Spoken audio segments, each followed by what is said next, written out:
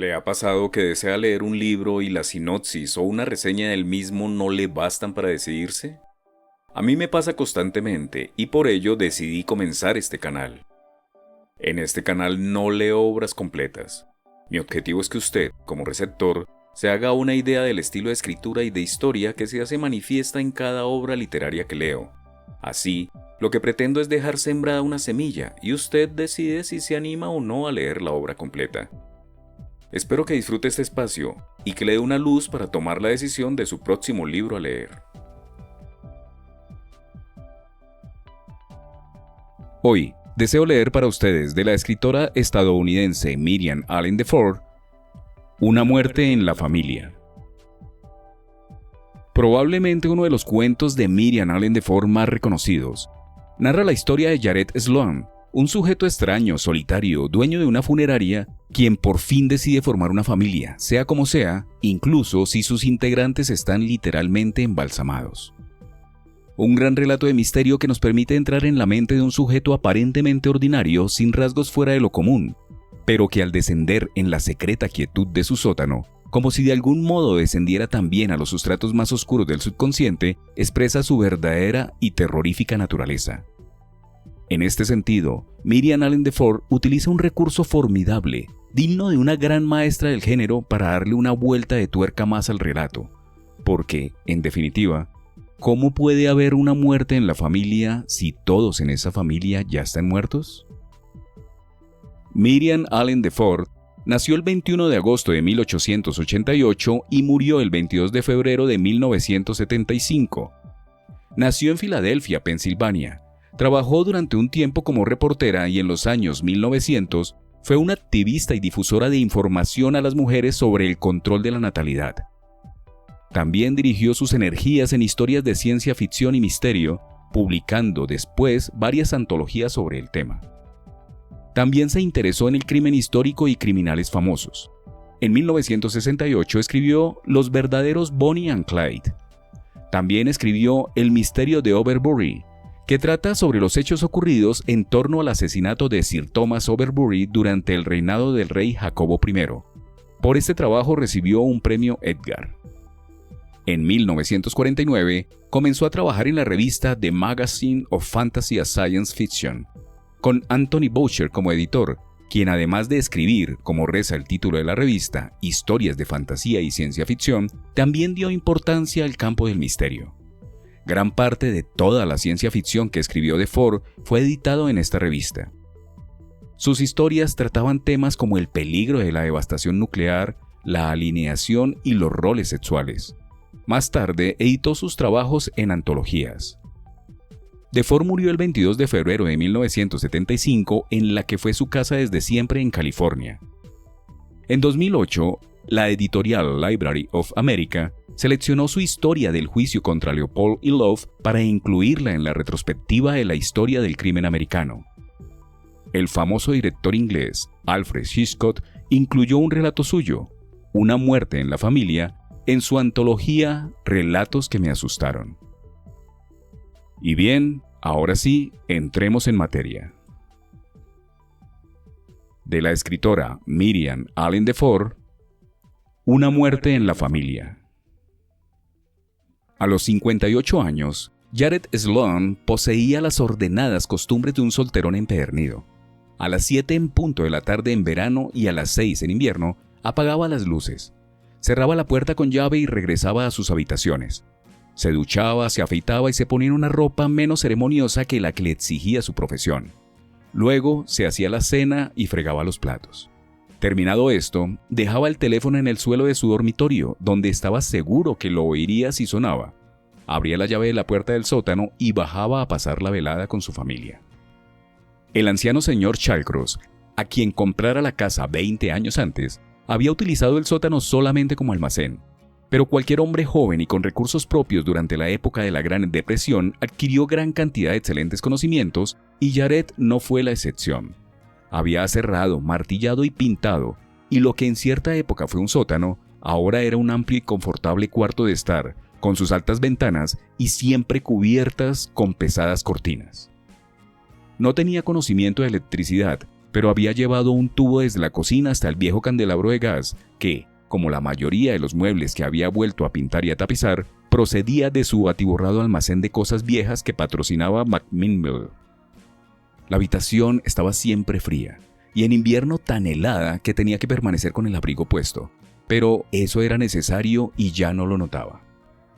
Allí estaban siempre esperándole, papá sentado en el amplio y cómodo sillón leyendo la Gazette de Middleton, mamá haciendo calcetines de lana con sus agujas, la abuela adormilada en la poltrona. Se pasaba adormilada todo el tiempo, pues tenía casi 90 años. El hermano Ben y la hermana Emma jugando al whist, sentados a la mesita en sillas de respaldo rectos. Gussie, la esposa de Jared, sentada al piano, sus dedos parados sobre las teclas, su cabeza vuelta para sonreírle cuando apareciese. Y Luke, su hijo de 10 años, sentado en el suelo con un navío de juguete medio construido por él. Jared se sentaría en el único sitio vacío, una amplia y cómoda butaca tapizada con tela de felpa de color ciruela, y charlaría con ellos hasta la hora de meterse a la cama. Les contaría todo lo que había hecho arriba durante el día, comentaría las noticias y chismes de la ciudad y de las personas que conocía, repetiría los cuentos y los chistes, cuidadosamente expurgados, que había oído a los vendedores. Expondría sus puntos de vista y sus opiniones sobre cualquier tema que surgiera en su mente. Ellos nunca discutían con él ni le contradecían, tampoco le contestaban nunca. Sus vestidos cambiaban con las estaciones y las modas, pero la escena no se alteraba jamás. Cuando llegaba el momento de irse a la cama, Jared decía: «Buenas noches a todos, que tengan un buen sueño». Apagaba la luz, subía la escalera, echaba la llave a la puerta y se iba a la cama. Durante una temporada besaba a su esposa en la frente al despedirse, pero se dio cuenta de que los otros podían estar celosos y ahora no mostraba ninguna predilección. La familia no interpretó siempre sus actuales papeles. En otra época todos ellos tuvieron nombres diferentes. Fueron abuela, padre, madre, hermana, hermano, esposa e hijo de otra persona. Ahora lo eran de él. Tuvo que esperar mucho tiempo hasta hacerse con algunos de ellos, por no tener la edad exacta o por no poseer el exacto parecido familiar. Había amado a Gussie tranquila y pacientemente durante muchos años antes de convertirla en esposa. Ella era entonces esposa del dueño de una tienda de Middleton, y nunca adivinó ni sospechó que Jared Sloan estuviera enamorado de ella. Su nombre verdadero era Gussie. Ben, Emma y Luke tenían exactamente los nombres que a él le gustaban. Gussie era la base de la familia. Todos los demás fueron añadidos después, uno a uno. La abuela, aunque parezca raro, era la que llevaba con ellos menos tiempo, poco más de un año. La familia, para estar completa, necesitaba ahora una hija, y Jared ya le había elegido el nombre. Se llamaría Marta. Le gustaban los nombres antiguos, pertenecían al pasado, a su solitaria infancia en el orfanato donde vivió siempre hasta que cumplió los 16 años. Aún recordaba con amargura cómo los otros niños se burlaban de él, un expósito, cuyo nombre se debía al capricho del superintendente que se lo puso cuando lo encontraron envuelto en una sábana rota en la escalera del orfanato. Los otros niños también eran huérfanos, pero sabían quiénes eran. Tenían tías, tíos y primos que les escribían cartas, venían a verlos y les enviaban regalos por Navidad y por su cumpleaños, a los que ellos visitaban algunas veces también y que, con frecuencia, les pagaban todo o parte de su mantenimiento. Jared Sloan no tenía a nadie. Esa era la causa de que él necesitase una familia numerosa. Todas las noches, ahora, era un hombre con padres, hermanos, esposa e hijo. La abuela fue un caso de suerte. Le había echado el ojo a la anciana señora Atkinson y la había conseguido. No había más sitio para otra persona adulta en la familia, pero Marta, cuando la encontrase, podría sentarse en un almohadón en el suelo al lado de su hermano y jugar con una muñeca que él le compraría. Decidió que sería más pequeña que Luke, pero lo suficientemente mayor para poder hablar con su padre. Por las noches, ya en la cama, antes de que se pusiera el despertador y dejara la dentadura en el vaso de agua, Jared Sloan recitaba mentalmente una breve oración por alguien o algo, a veces por sí mismo, una oración de agradecimiento por la maravillosa e inaudita idea que se le ocurriera hacía 10 años, cuando, en una noche triste e insomne, Se le ocurrió de pronto cómo podría hacer de Gussie su esposa y conservarla con él todo el tiempo que él viviese. Ralph Stigler le había llamado aquella misma tarde. De ahí surgió el atrevido y estremecedor plan. Habíase jugado el descubrimiento, la ruina, la cárcel y la desgracia contra la realización de su sueño más querido y más secreto: tener una familia propia. Y había ganado. Después de Gussie, lo demás fue fácil. No podía prever, pero sí elegir.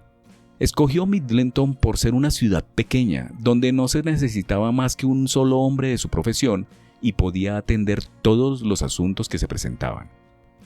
Dudó cuando vino aquí por primera vez, cuando salió del colegio, temiendo que no hubiera un modo de vida adecuado para él en el pueblo y en las granjas de los alrededores. Pero era frugal, le gustaba la tranquilidad y odiaba los ruidos y las competencias de las grandes ciudades. Aquí sería él solo desde el primer momento.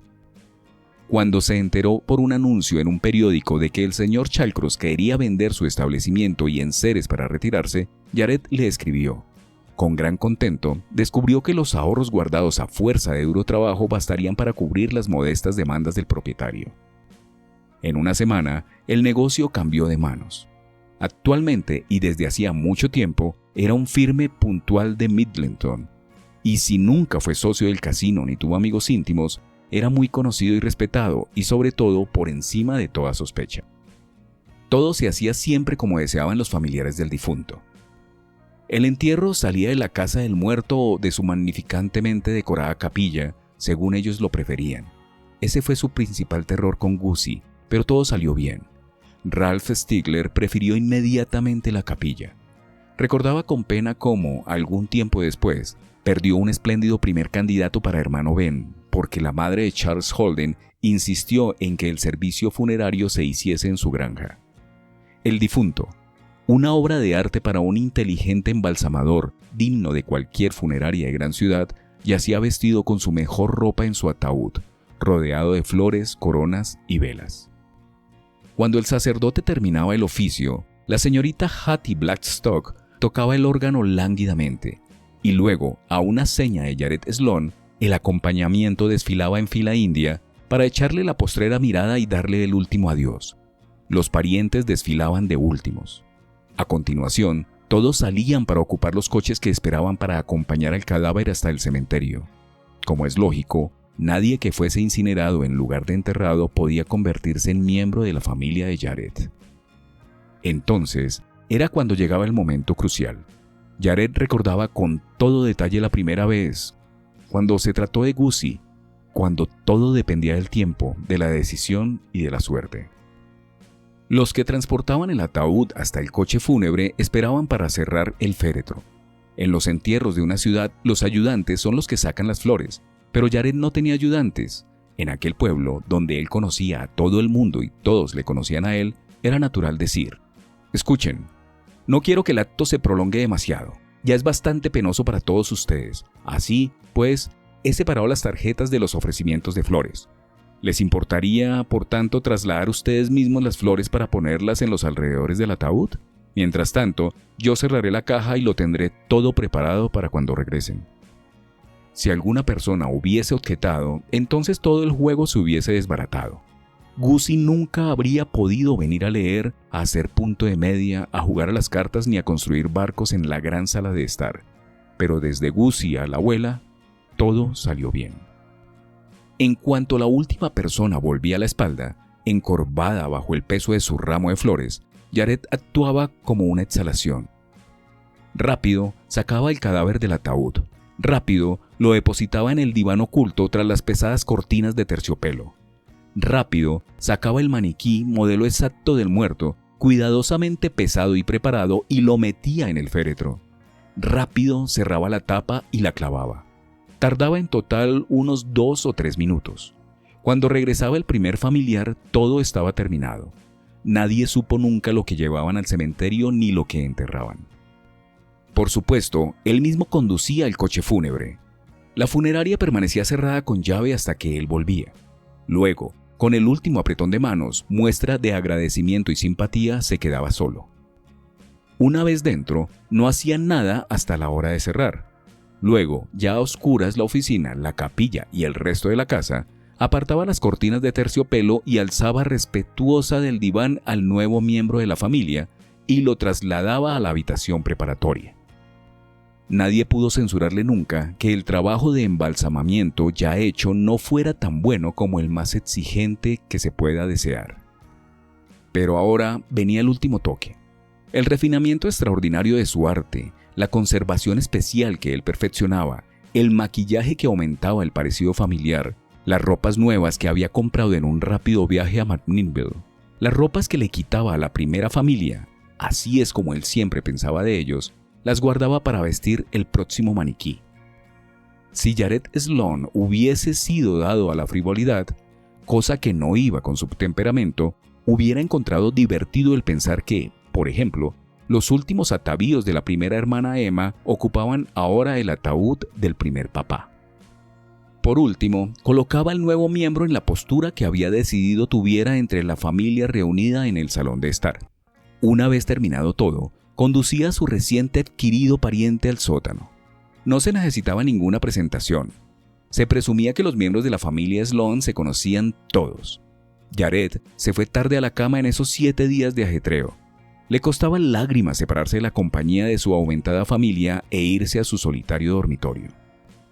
A medida que transcurrieron los años, dejó de temblar, de preocuparse o de temer durante meses o semanas enteras después de adquirir un nuevo miembro, como le ocurrió al principio. Después de todo, preparaba 50 entierros al año aproximadamente, contando con los alrededores de Midleton y con alguna persona casual nacida en Midleton que hubiese dejado la ciudad y quisiese que le trajesen a su casa para enterrarle. En 10 años, suponían 500 entierros, de los cuales solo en 7 había llevado a cabo la gran jugada. Por supuesto, algún día él se moriría e inevitablemente se descubriría todo. Mas, para entonces, ya todo habría pasado y el escándalo, los comentarios y los titulares de los periódicos no le importarían en absoluto. Tenía solamente 58 años y nunca había estado enfermo. Contaba con vivir 20 o 25 años más y era el único hombre de Midleton que nunca temería quedarse solo en su vejez. Recordaba su terrible soledad durante su niñez y su juventud, y a sus silenciosas plegarias de agradecimiento añadía las gracias por su propio esfuerzo, que tanto le había compensado. También estaba agradecido por otra cosa. El destino que le privó de amor maternal como niño abandonado pareció paralizar su naturaleza emocional. Nunca en su vida experimentó el desagradable impulso de otros hombres. Aún durante su largo amor por Gussie Stigler lo sustituyó, como lo hacía ahora que era Gussie Sloan, por la ternura, la protección y la dependencia. Quería a su familia porque era su familia, porque eran suyos y de nadie más, porque con ellos podía explayarse a ser él mismo y porque sabía que siempre le pertenecerían. Quería a papá y a mamá con verdadero cariño filial, a sus hermanos Ben y Emma como podía quererlos un hermano mayor. Adoraba a Gussie y a Luke. Todo cuanto él necesitaba ahora para que su felicidad fuese completa era una hijita. No era bueno para un niño como Luke ser hijo único. Debía esperar, como con los demás, hasta que se presentara la oportunidad. No había prisa. Luke siempre tendría sus 10 años, de la misma forma que la abuela siempre contaría 89. Podía esperar, pero su corazón le daba un vuelco siempre que le llamaban de una casa donde había niños, hasta que se enteraba, como siempre, de que era el abuelo o el tío William o la anciana Sarah quienes requerían sus servicios. En las primeras horas del día del 31 de marzo, unos fuertes golpes en la puerta despertaron a Jared Sloan de su profundo sueño. Eso sucedía algunas veces. La gente venía en lugar de telefonear. Como un médico, estaba acostumbrado a los avisos nocturnos y se encogió de hombros mientras se ponía la bata y las zapatillas. Cuando encendió la luz de la puerta de la calle, oyó el ruido de un coche que se alejaba.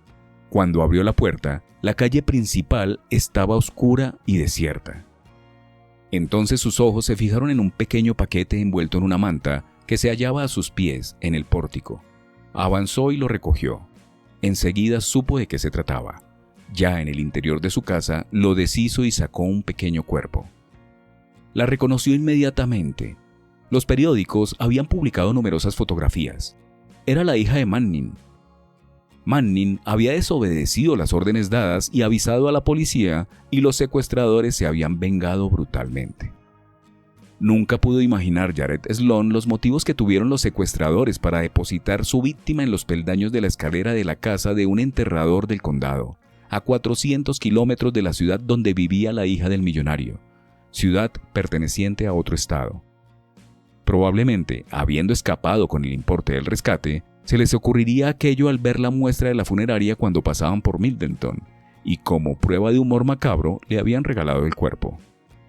A pesar de lo que le fastidiaba la idea de ser blanco de la curiosidad pública y de que los hombres del FBI, los policías y los periodistas invadieran su vida privada, Jared sabía cuál era su obligación. Telefonearía inmediatamente a la oficina del sheriff de McMinnville. Entonces miró el envoltorio y su contenido. Permaneció inmóvil por mucho tiempo, meditando. Luego, tranquilamente, alzó a Diana y la trasladó a la cámara preparatoria. Antes de volverse a la cama, incineró la ropa que traía. Fue cauteloso. Quemó aquellos restos en varios días. Si le gusta lo que está escuchando, no dude en suscribirse, darle like y compartirlo con aquellas personas a las que usted también considere les puede gustar. Continuamos. A la noche siguiente, por primera vez desde la llegada de la abuela, Jared bajó al sótano el tiempo indispensable para comunicar a su familia la buena nueva. Estaba nervioso. Ante todo, se lo dijo a Gussie al oído. Al fin y al cabo, Marta sería su hija. Estuvo trabajando hasta muy tarde. Luego sacó a Marta de su escondite. No había ningún sepelio pendiente para el resto de la semana, ni en la capilla ardiente. Podía dejar un aviso en la puerta al mediodía y marchar a McMinnville a comprar un equipo y una muñeca para su hijita. Siempre hacía las compras para su familia en McMinnville, porque la ciudad era lo bastante grande para que no le reconocieran. Ni los periódicos ni la radio dieron noticia alguna sobre el caso Manning. Tal vez el padre, infeliz loco, estaba aún soñando con que le devolvieran a su hijita tras haber pagado el rescate. El secreto y el silencio que le habían exigido los otorgó demasiado tarde.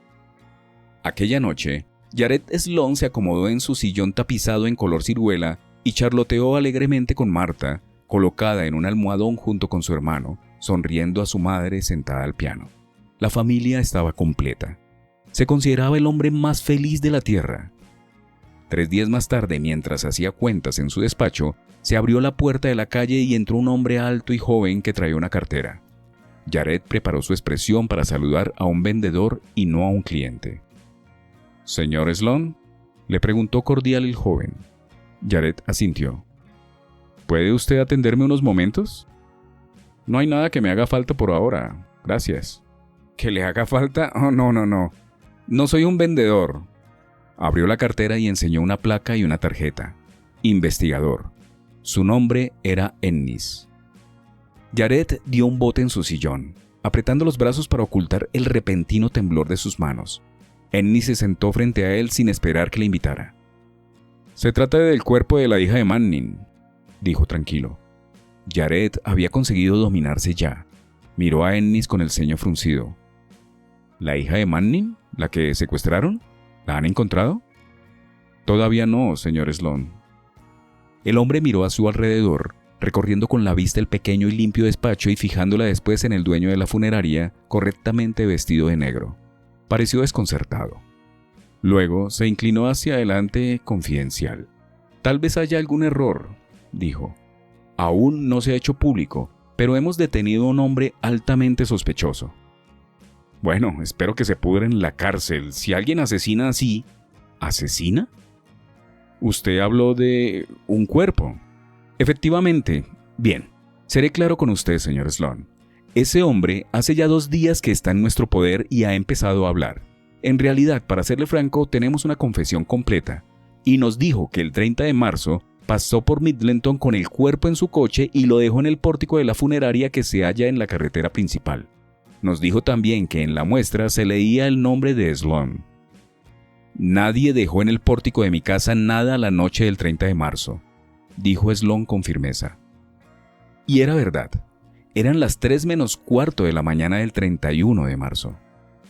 Escuche, señor Sloan, por favor, comprenda que no le acusamos a usted de nada. Naturalmente, ocultar algo así es delito castigado por la ley, pero no pretendemos ser severos. Me doy perfecta cuenta del choque que eso sería para usted, y de que usted habrá necesitado tiempo para pensar en lo que tenía que hacer. Después de todo, no es agradable que hagan la publicidad de uno por un motivo como el que nos ocupa, sobre todo cuando uno no ha cometido un delito. Puedo darle mi palabra de honor. Si usted consiente en que nos llevemos el cuerpo tranquilamente, no haremos público en dónde lo encontramos. Si usted hubiese venido aquel mismo día, se lo habría dado, pensó Jared. Entonces tuvo la visión de Marta, que llevaba su vestido color de rosa, su pelo negro sujeto con un gran lazo rosa, jugando con su muñeca y sonriendo a su madre. Negó firmemente con la cabeza. Ese hombre le ha mentido a usted. Debió de ver la muestra de mi funeraria al pasar por aquí y le envió a usted tras la pista falsa. Hace 20 años que ejerzo mi profesión en Middleton y todo el mundo me conoce. ¿Cree usted verosímil que yo ayudase a un secuestrador ocultando una prueba en contra suya? Además, tuvo en la punta de la lengua añadir que ya tenía una hijita suya, pero se contuvo a tiempo. Además, continuó, nadie conocería mejor que un hombre de mi profesión el grave delito que supone disponer de cadáveres ilegalmente. Es lo último que yo haría. Bueno, usted puede tener razón, señor Sloan. Volveremos a interrogar al individuo otra vez. Así pues, para evitar dilaciones, permítame que eche una ojeada por su casa para poder informar que no hay nada. De esta forma, no volveremos a molestarle más. Seguramente no se opondrá usted a ello. Jared notó que se ponía pálido. Tuvo una repentina visión de Ennis recorriendo la sala de espera, la capilla ardiente, la iglesia y la cámara preparatoria completamente vacías, solicitando después ver las habitaciones particulares y en la cocina, preguntando: ¿a dónde conduce esta puerta? Irónicamente le preguntó: ¿qué intenta usted hacer? ¿Escarbar en el patio de atrás para ver si he enterrado allí a Diana Manning sin razón alguna? Sí, me opongo a ello. Esta es mi casa, así como mi lugar de trabajo. Conozco perfectamente mis derechos de ciudadano. No permitiré que nadie registre mi casa sin un mandato judicial y me parece que usted no lo trae. No, no lo traigo, señor Sloan, respondió el joven, cuyos cordiales ojos se endurecieron al mismo tiempo que su voz. Si es así, regresaré con él y con el sheriff dentro de 1 hora. No me explico por qué un hombre de negocios tan respetable como usted querría poner trabas a la justicia y ayudar a una rata asquerosa como el hombre que tenemos detenido, pero eso es lo que parece. Perfectamente. Le veré de nuevo dentro de 1 hora. Y si usted ha tenido ese cuerpo aquí e intenta ocultarlo o llevarlo a alguna parte, también lo descubriremos. Hizo una pausa. Su voz se volvió más conciliatoria. Si quiere cambiar de opinión... Jared negó otra vez con la cabeza. Ennis recogió su cartera y salió del edificio. Jared lo observó mientras subía al coche que estaba parado delante de la casa y se ponía en marcha en dirección a McMinnville. Durante 1 minuto largo permaneció allí de pie. Luego tomó el cartel que decía «Cerrado, regresaré pronto» y lo colgó en la puerta de la calle, a la que le echó llave. Se dirigió a la cocina y abrió la puerta que conducía al cuarto de estar, y en esta ocasión quitó la llave de la cerradura y la cerró por dentro. Entonces bajó la escalera para reunirse con su familia. Llegó hasta el final del cuarto y descorrió las cortinas de las 2 ventanas. Era la primera vez que se descorrían desde que la habitación fue preparada para recibir a Gussie. Era un riesgo, aunque pequeño, pero había que correrlo durante breves instantes. A la blanca luz del día había algo frío y desamparado en la extravagante escena. Papá estaba leyendo el periódico, mamá haciendo punto de media, Ben y Emma jugando las cartas, Luke trabajando en su nuevo modelo de barco y Gussie sentada al piano como siempre. Sin embargo, parecían un poco blanquecinos, más muñecos que seres vivos, hasta la querida Gussie con su nuevo vestido azul. Solamente Marta, la recién llegada, aparecía tan lozana y brillante como todos lo habían sido a la cálida luz de gas en sus noches felices. Suspiró hondo, alcanzó el candelabro y abrió las espitas. Luego se sentó en su sillón. Los quería tanto. Eran suyos, le pertenecían como él les pertenecía. Un huérfano y expósito, pero tenía familia, y no estuvo solo durante toda su vida. un hombre que no era como los otros hombres, pero había amado a una mujer y durante 10 años ella había sido su querida y adorada esposa. Impulsivamente, aún medio aturdido porque los otros tenían los ojos fijos en él, se dirigió al piano, abrazó a Gussie y por primera vez la besó. Su boca estaba fría y seca, pero él nunca había besado unos labios ardorosos y húmedos. Luego volvió a sentarse en el sillón. Tras un rato empezó a oler a gas.